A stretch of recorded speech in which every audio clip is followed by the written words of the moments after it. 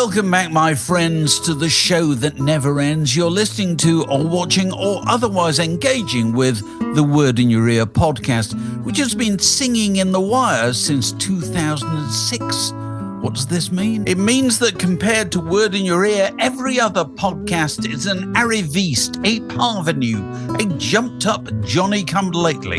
If you're a person of taste and discrimination who is aware of all this already, show your support by subscribing to this feed, leaving a like, and going to patreon.com/wordinyourear to see how you can get more closely involved. And here we go again.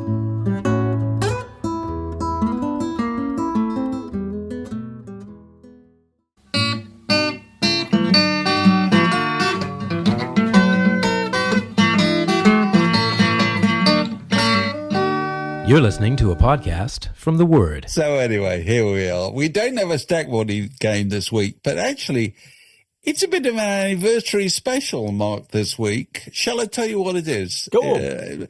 It's 60 years ago this week since the Beatles, and I'm going to start again. Yeah. It's 60 years ago this week since the Beach Boys' Party album came out. Not one of their most celebrated ventures. But you remember the Beach Boys' Party album? Because it sold a lot because it had Barbara Ann on it. And Barbara Ann was a huge hit. Do you remember this? Oh, massive.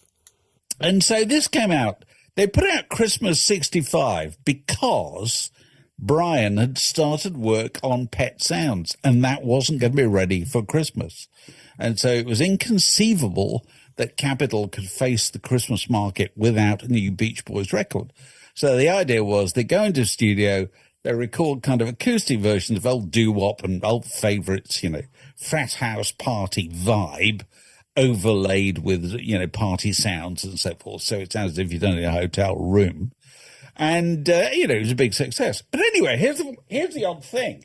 When I got it out this week, it has got on it, as well as, Hully Gully and Papa Ooh Mau Mau and Mountain of Love, Alley Oop and all those old kind of American graffiti favourites. It's got 3 songs by the Beatles on it. Isn't that absolutely... God, which ones were they? I've forgotten. They are I Should Have Known Better, Tell Me Why, and You've Got to Hide Your Love Away.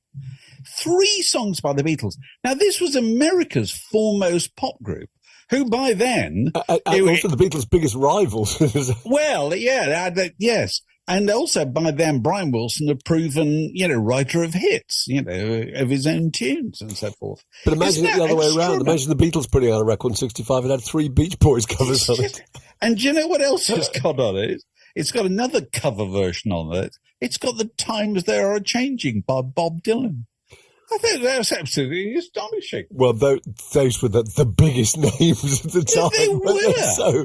So that's just a bit of brilliant commercial thought, but it's just a bit deflating for the concept of the Beach Boys. It really is. It shows you how far on the back foot they were at that time, in the wake of the British invasion and then the great folk scare and so forth. Yeah, I thought desperately trying to catch up. So anyway, 60 years since the Beach Boys' Party. 50 years this week, only 10 years difference. 50 years since Patti Smith's Horses. It's amazing. Which is just... That seems contemporary, weirdly. I think it seems contemporary because, do you know why? I think it's because of that cover. Yeah. I think that cover of that album is... Personally, I think it's more significant than the record. It is. And you pass people on the street every day who look like that. And don't you remember when we were talking to Viv Albertine, and she remembers, that coming out and what a revolution it was, and that she first spotted Mick Jones because he also was trying to look like Patti Smith on the cover of Horses. That kind of, it was hugely influential on the development of punk at that point and it was a haircut rather than anything else. And here's the thing. I've still got a copy of Patti Smith's Horses, and I look at it, and every time I look at it, I think the same thing. I wish I liked this record.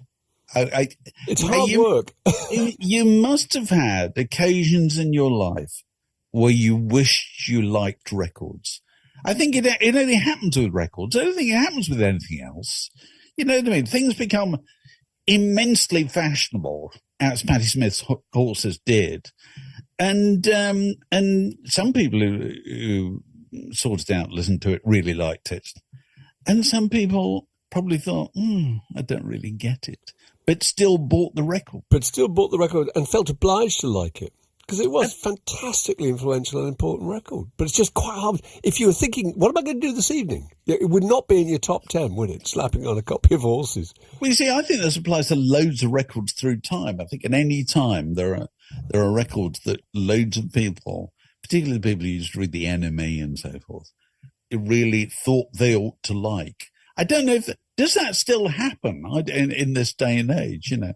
But to me, it's the ultimate example of a record I tried to like and couldn't. But, you know, there it is. 50 years since Patti Smith's Horses. And 40 years since Biograph. Is that right? Bob Dylan's Biograph came out 40 years ago this week. And it seems to me, if you look back, that's the record that started box set fever, really, didn't it? You know, because it was sort of retrospective, but it wasn't chronological retrospective, wasn't it? It wasn't obvious retrospective. No, it had really valuable things though. There was outtakes, it was unheard material, and most importantly, there was just tons of sleeve notes. There was editorial about it, wasn't there? I think it was even a book. I'm going to have to go and there's two books, I think. Cameron right. Crowe wrote one of them, and then there's kind of track by track.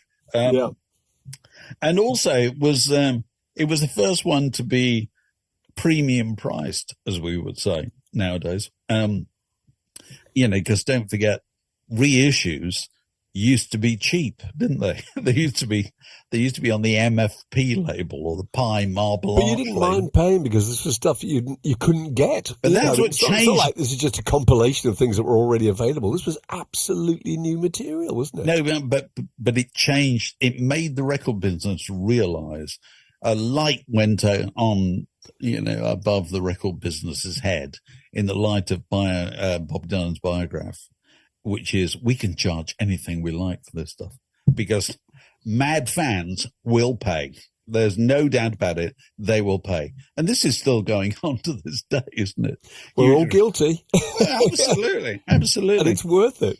Yeah. Well, there's the Beatles Anthology 4 coming up very shortly, isn't it? A week or so. Yes, and a further episode in the Anthology TV program. This industry goes on forever. Anyway, one further bit of Dylan news. He's here this week, isn't he? I think he's playing in the UK this week, I think, or next week. And Zohran Mamdani, the guy who's just been elected mayor of New York City, the kind of hotshot. What is he? 36 years old. That's right. He's very young, and he's been praised for his mastery of social media.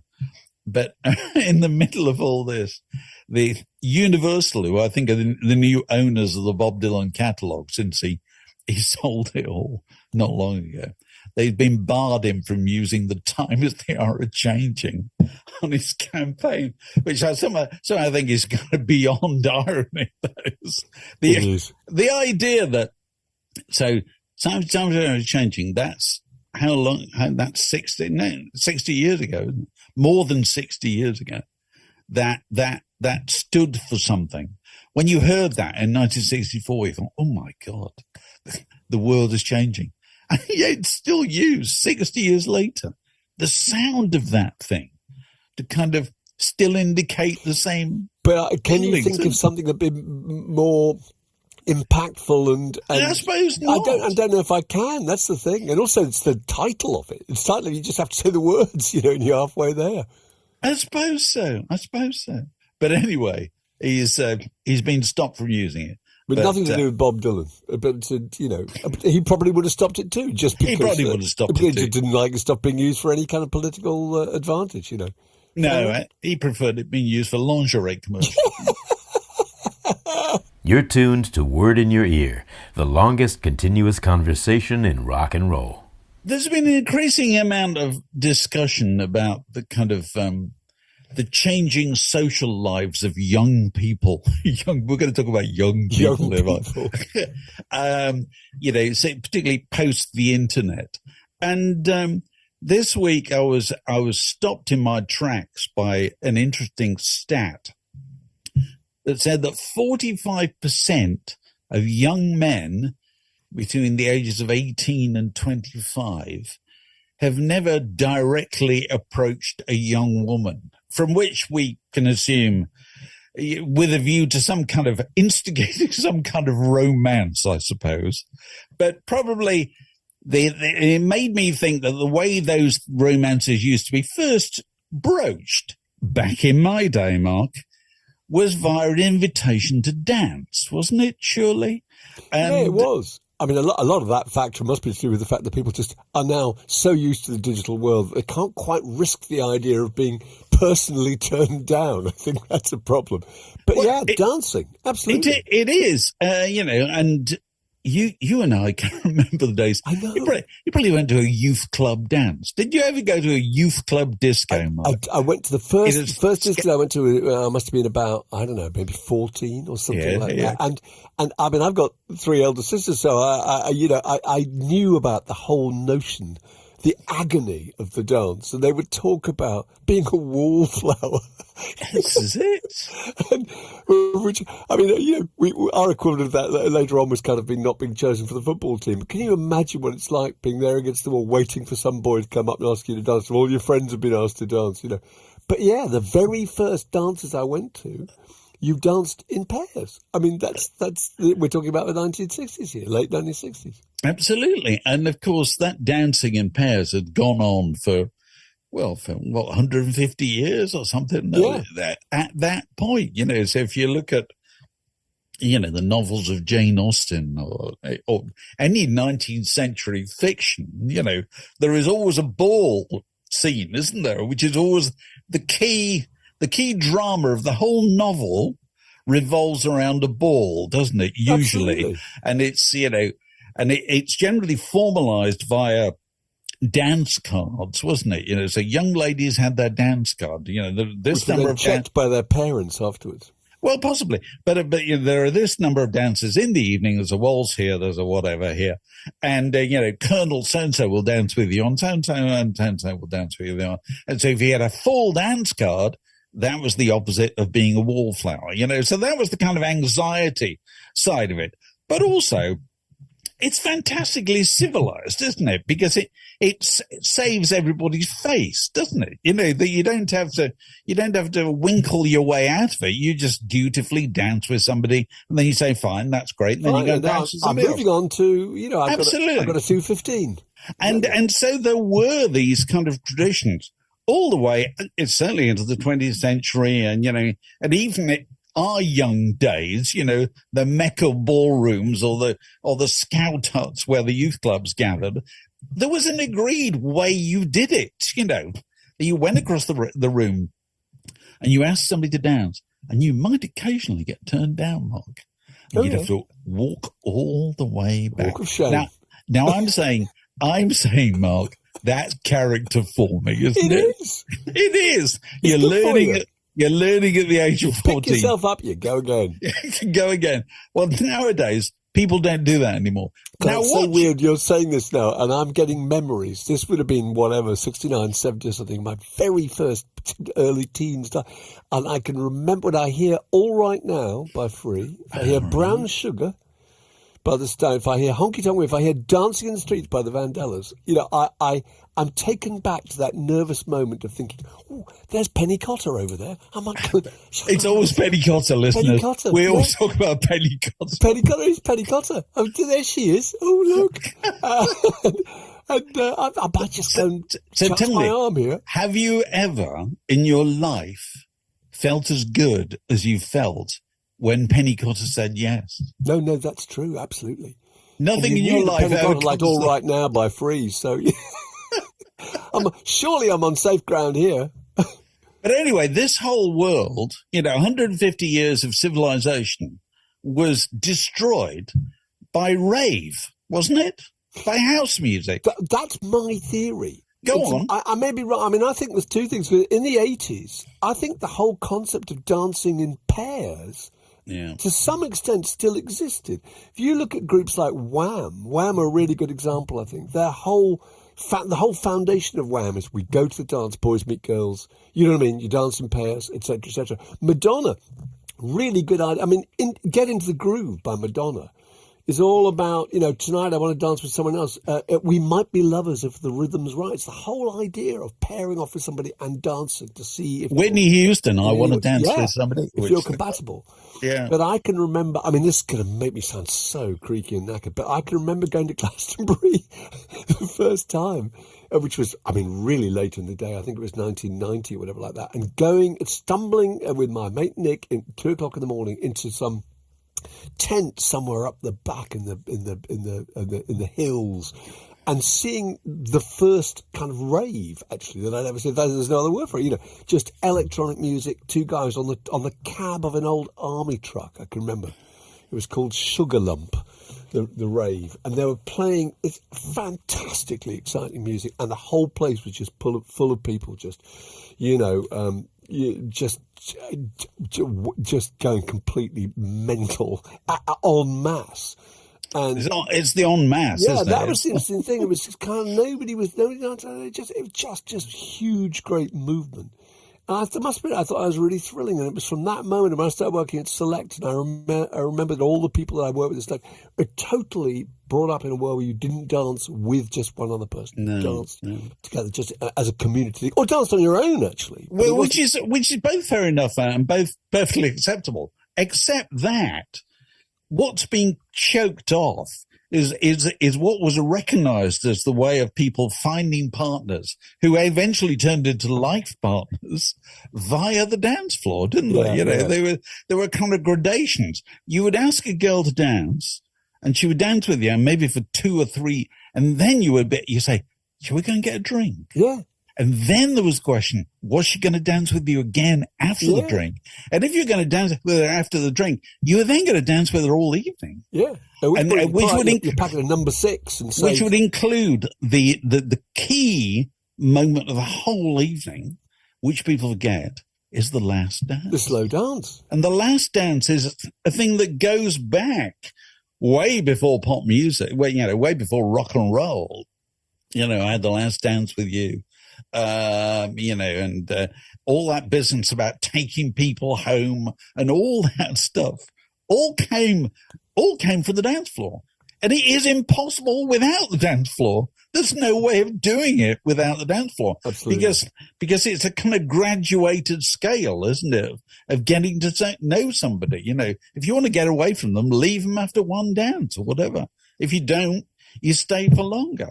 So what are the great... what are the great dance? So much pop music is just about the kind of theatre of dancing. Oh God! Well, a good one. Go on. A good one. I mean, there were so many songs that made the concept of dancing seem thrilling. Twist and Shout being one of the best. The idea of this complete abandon that you would sense through experience being on the dance floor. But I think the great ones probably, or one of them is "Then He Kissed Me" by the Crystals. Yeah, which is amazing, isn't it? Which starts with... He walked up to me and he asked me if I wanted to dance. He looked kind of nice, so I thought I might take a chance. That's right.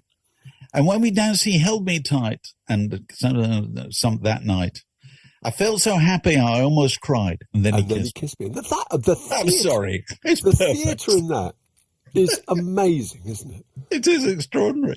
And I think this is the image as a young kid. The images of things like my heart went boom as she crossed that room. Yeah. I saw her standing there. Now that I thought was again incredibly theatrical. I thought I cannot wait to be in this world. I don't know what it is, but they're describing a theatre, aren't they? Yeah. Where we all play our parts. We all know she's over there and he's over there. And then they're going to meet in the middle, and then they're going to go over there. It's something Shakespeare would recognise. It is. And it was still going on in the 70s and the early 80s, and then it stopped. And you got things like the Drifters. Don't forget who's taking you home and in whose arms you're going to stay. So, darling, save the last dance for me. It's all. Doesn't matter what you're doing the rest of the evening. we're having the last dance Yeah. together. You know what's a great and a little known song that kind of celebrates this? And it's one of my favorite songs written by Bruce Springsteen, although his version of it is nothing like as good as Southside Johnny's. And it's a song called All the Way Home. And it's kind of slow dance. And it's basically sung from the point of view of this guy who's probably middle-aged, and he's probably divorced. And he's probably talking about a woman who's similarly middle-aged and divorced. And they both had the paint chipped off them by life, you know. And it's got that spirit all the way through.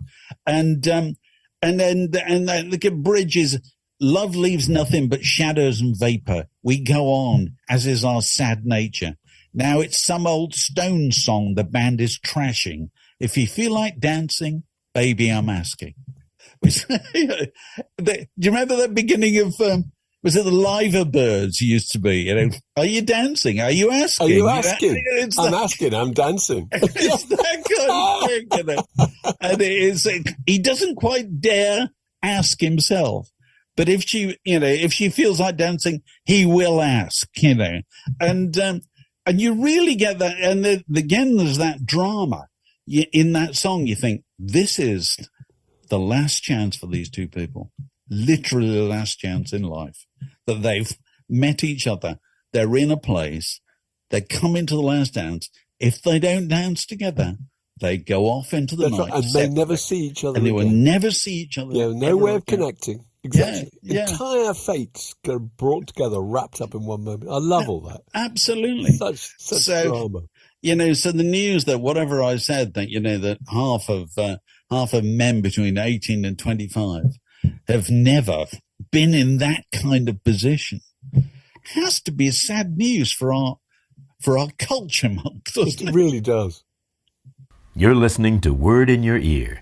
Cheaper than therapy, and you can walk the dog at the same time. So here we are, Any Other Business. We're joined by Alex Gold. How you doing, Alex? I'm very well. I'm reporting from the Premier Inn in Hanley, Stoke-on-Trent, which is where I've always wanted to be. There you Again, go, the glamour. kids. If you want to be in show business, that's the dream that keeps you going. Waking up at the Premier Inn in where is it again? Hanley. Hanley, Stoke-on-Trent, and I had a lovely Hanley's- baked bean soup for breakfast, some wonderful shriveled mushrooms. It was great. Oh, great. Very good stuff. Throbbing nerve centre of the entertainment business.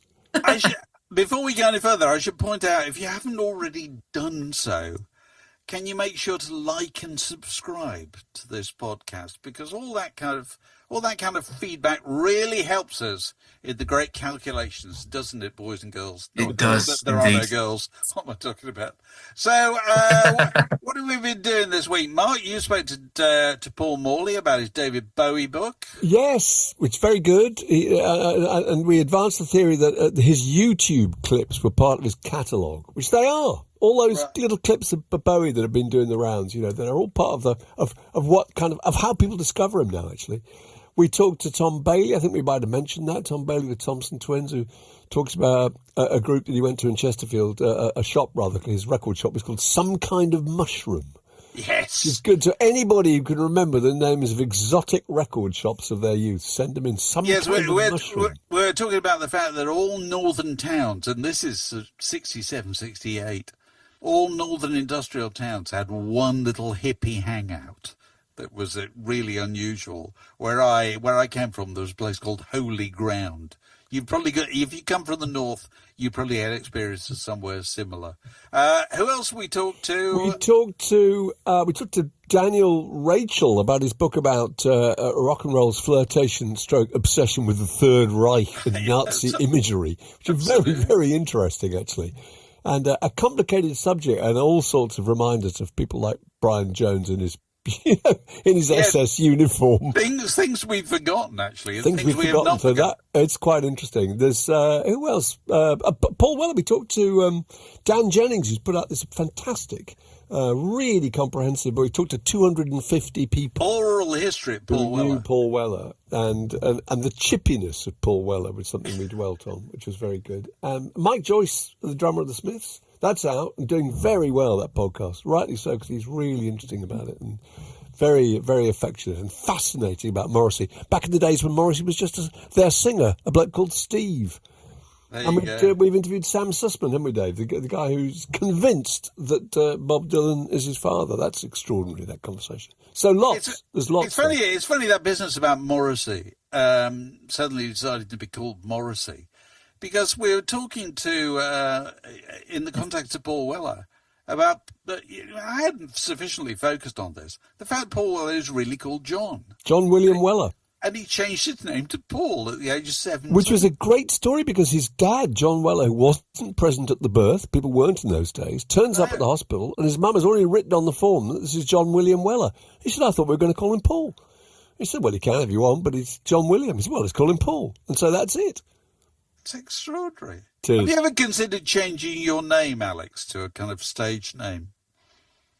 No, I feel like I've always felt like Alex Gold is all right. If I was like Alex, I don't know, Sedgley, then maybe it would be different. Alex Gold is a stage name. It sounds made up, even though it's made up anyway. Okay. I do get hotel receptionists going, is that your real name? Oh, Quite often, really? actually. Yeah. I mean, don't get me wrong, they're Travelodge hotel receptionists.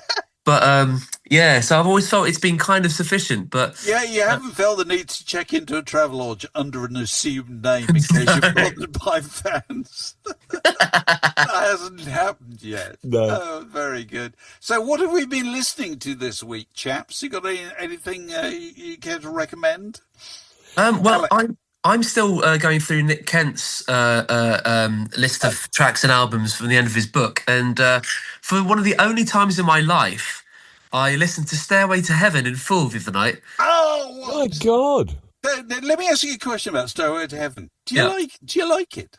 Well, the thing is, I haven't really been afflicted by it because it's never really been like... Do you like it? When you listen to it, do you like it? I do. I was listening to it. I was thinking, this is a film. It's not a piece of music. See, I've never been taken with Stairway to Heaven at all.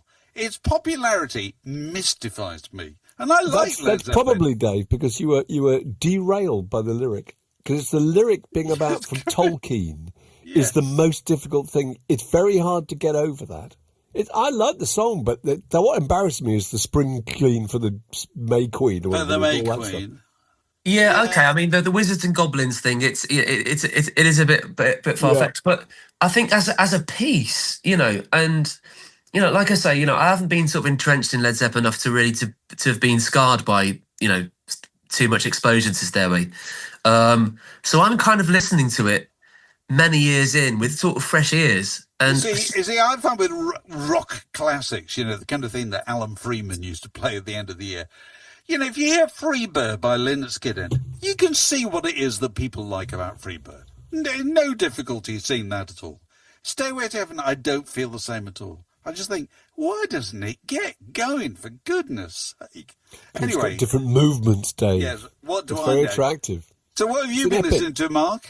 Well, I've been listening to... We were talking about Kraftwerk for some reason on one of the podcasts we were doing, and I went back and listened to Trans-Europe Express, which starts with the sound in 1976 of a steam train. Of a steam train? It's really interesting. It's not just a train, it's a steam train. That's true. Which is very amazing. I mean, when I was a kid, we lived in Fleet in Hampshire, very near the train track. And the sound of the trains coming through at night and the house vibrating, very, very emotive sound for me. And I went from that going back to listening to odd things that were just inspired by the rhythm of trains, really. Freight train, hear my train a coming, choo-choo kaboogie, mystery train. And my absolute favourite, Train Kept a Rolling. Train Kept a Rolling, what, Johnny Burnett? That's right. Yeah. Train Kept a Rolling, which was the first song that Led Zeppelin played, I think, when they first rehearsed in Denmark. Yes, because the Yardbirds used to do Train. Yeah, they did. That's nearly as well as Led Zeppelin did it. No, that's good. Well, yeah. I've been playing this. I pulled out this record. I'm holding it up here. George Faith's "To Be a Lover" record came out on Ireland in 1977, and I don't think I've played it since 1977. It's wow, a Lee Perry production. He was just some reggae singer. Boy, it's fabulous. And it's made more fabulous by the fact that I haven't listened to it in 50 years. So what I'm saying to the people out there is, don't worry about new records. You probably got loads of old records you haven't listened to in years. Or maybe have never listened to. Oh, Now's maybe the time. literally never listened to them. So now's the time. So thanks for listening. Should we just trail Giles Fraser and then at the end of this? Sorry. No, we- okay. Sorry. Is that going at the okay? Fine. Yeah, we're going to end with Giles Fraser, aren't we? Yeah. Okay. So Are you still recording, Magic? Okay. We're still rolling. Yeah. We don't have to introduce you to say, and that's all we have time for this week. But we have got a birthday guest, and anybody who is one of our loyalist supporters gets a chance to be on the podcast. And this week it's the turn of Giles Fraser. And now it's time for Word in Your Ear's birthday guest of the week. And here is Giles Fraser, this week's birthday guest. Giles, let us know the manner of your conjecture. Okay, so about 2 months ago, you two touched on about having superpowers for celeb spotting. That's me. Yeah, David said he was very good at it, and you said you weren't so good at it. So I thought it'd be quite fun if you can remember to talk about I guess, David, it's your highlights, and Mark, it's your lowlights. And then I've got some that I consider okay, which I thought I could do as a quick stat waddy game. Oh, right. With a ringer. There's one that's not true. Well, Okay. Dave's got some great ones. I've had two in the last year. I just called to mind. One I was with my wife. I was at Daylesford Farm, that very, very posh kind of place out in the Cotswolds where all the wealthy people spend their weekends. And she was looking at the scented candles, and I happened to be standing next to the till, and there was a chap next to me in a Peaky Blinders flat cap, who I thought to myself, he's got rather more tattoos than I would expect from a standard Daylesford Farm customer. And I looked closer, David Beckham. Oh my God. I was about 2 feet away from David Beckham, who I still say is the most famous person I've ever been with who didn't have a minder with me. That's right. Anyway, and the other one was a few months later, I was at London Library in St. James's Square. It was a members' library. I was there on Saturday morning, and I thought, that's Tom Hanks. No. Yes. Well, that's 2 10-pointers, isn't it? The library is full of famous authors, but you don't recognize them because they're famous authors. You know what I mean? You don't. Whereas Tom Hanks, you go, crikey, that's Tom Hanks. Yeah. And did he have security with him, or was he? He had nothing at all. He just had his library card. You know, he was a complete gentleman. So those are my two. Okay. Very good. My record on this front is pretty dismal, actually. Richard Bryars and Snappy Snaps. Midge and Marks and Spencers. David Essex once just outside Ronnie Scott's. Robert Wyatt and the King's Road. Mike Ratledge of Soft Machine was my next door neighbour when I lived in Dorset. Oh, that's pretty good. And I was telling David about this yesterday. Sylvia Sims. Sylvia Sims, the actress, used to live about 300 yards from here and used to walk down the street once a day, dressed up to the nines with a great smear of crimson lipstick and an enormous floral hat on. That's the best I've got. That's not great, is it? That is very good. It is good. No, it is great. She was the star of Ice Cold in Alex. Yes, she was. Beautiful, beautiful as a young actress. So go on, Giles. What have you? Come on, give us yours. Can I give you my list? Yeah, it's a long list. One is a ringer. Oh, all right, okay. Oh, what? So you didn't. You've got to spot the one that's not true. Okay. Steve Jones of the Sex Pistols outside the Golden Hanger dry cleaners in Barnes. That's good. That's good. Lady Di walking along the pitch in Holland Park on her own when we were playing a Sunday league match. Oh, you were actually playing football, and she went past. We were distracted. For I believe that. Yes. Claire Grogan on the Circle Line at Great Portland Street. Okay. Possible. Elvis Costello with all his Christmas presents on the concourse of Euston Railway Station just before Christmas. Yeah, that's possible too. Debbie Harry in the Body Shop in Covent Garden. That didn't happen. Go on. That's Paul Weller in the West Stand Upper in Chelsea. Okay. David Gilmour in bagging security at Terminal 5 at Heathrow. David Louise on the EasyJet flight from Nantes to Gatwick. Not even in the extended leg section. Yasmin Le Bon in the Turl Bookshop in Oxford. And Mick Jagger queuing for tea at Lord's. Jagger, I believe Mick Jagger. I believe Yasmin Le Bon in the Turl bookshop. I'm not sure about that. I still think it's Debbie Harry, because Debbie Harry would never go to Body Shop. Whatever she wanted to buy would be delivered to her. She would not be seen in Body Shop. I'm 100% sure I'm right. You're right. Well done. I thought you might. Sorry about that. I realised the weak link because, of course, she's the only. I think she's the only American in that list. So, right, taking a chance on that one. But Mick Jagger was actually queuing for tea. Was it? Yeah, queuing for cucumber sandwiches and tea very patiently. You know. Well, that's good to know. I suppose you can't. So this is the Lords. Was this in the members? Was it in? I think it might have been in the. I think it might have been in a sort of special area. I don't think it was necessarily in the oi polloi bit. I can't remember why I was there, but it was. I'm going to say, because if you're in the the members area of Lords, you can't really pull rank in there, can't you? No, can you? Because it's quite likely the Prime Minister will be in there as well. You can't go, do you know who I am? Absolutely. I'll tell you something funny about Celeste. You said it with David Beckham in the hat. I think so we live in Barnes, so there's a few well-known people. They tend to always have baseball hats with their hat really pulled down. Yeah. And I once went to the theatre and David Tennant was sitting behind me with a hat really pulled down. It was a really knackered baseball hat. And then 2 days later, I was in Waitrose in Sheen and I thought, I recognise that knackered baseball hat. And sure enough, underneath it was David Tennant. I know. The other thing people wear, Richard Osman lives around the corner from me, and you see him in the street every now and again, although he's unmistakable because he's about 9 foot tall. But he always wears baseball cap, shades, a great big jacket zipped right up partly across his face, and he has an enormous pair of headphones clamped on. So he's just invisible, really. I thought of that list, the highlight is probably Elvis Costello because he was so lovely. Yeah, I think he was just killing. Funny enough, I saw this. I was walking off the station and I saw this figure with a hat and coat, and I thought maybe. And he had a Liverpool Football Club case and loads of bags round his leg. So I went up to him and I said, "Oh, hello." And 40 years previously, I'd been to an NME competitions winners party at the Clarendon pub on Hammersmith Roundabout. Because the NME had a competition to win some of his demos, and then they'd realised that they couldn't give the demos away. So everyone that entered was allowed to go to this concert. Anyway, I said to him, I remember this concert 40 years ago. He said, oh, yeah, I remember that. And then I thought he'd just sort of say, yeah, bye. But he just kept asking questions about me and talking about his life for about 20 minutes. It was absolutely charming. Oh, lovely. Really the real star of your lot, I think, is Lady Di. The idea of seeing Lady... Was she on her own? Did she not have security? She was on her own. I can't remember. What year are we talking about? I think it's about 1992.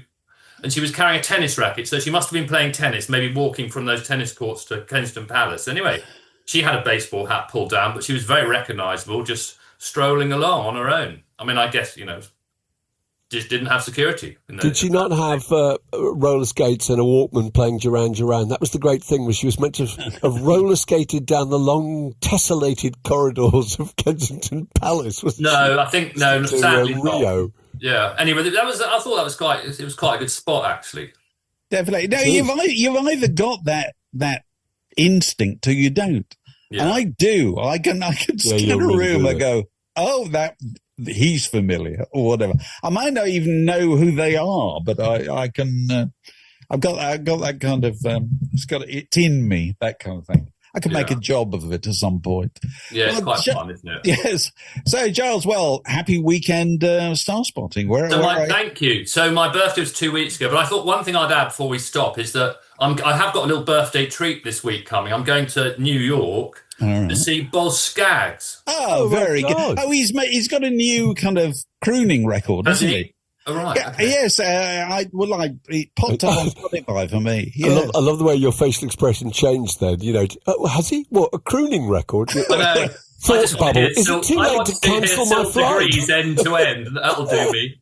But I doubt we'll get all of that. Anyway, he never comes to Europe. So a friend of mine lives in the States, said, well, let's go. So I thought, why not? Oh, well, where's he playing? The Beacon Theatre. Oh, that'd be brilliant. The Beacon's a fantastic place. Really lovely old place. Yeah, he's... there's a really good... he was on that record with Donald Fagen, wasn't he? That was recorded at the Beacon. I have to look that up. Steely Dan alumni and so forth. But you say he doesn't come to Britain very often.